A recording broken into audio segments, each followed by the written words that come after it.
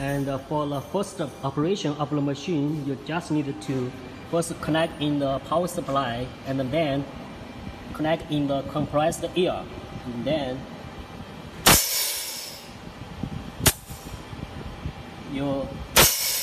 this is off and this is on of the compressed air. And then here you need to reset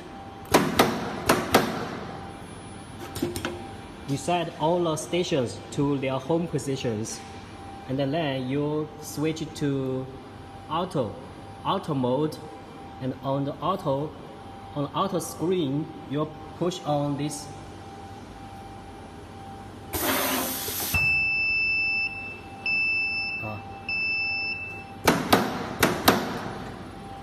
还是没有复位刚才。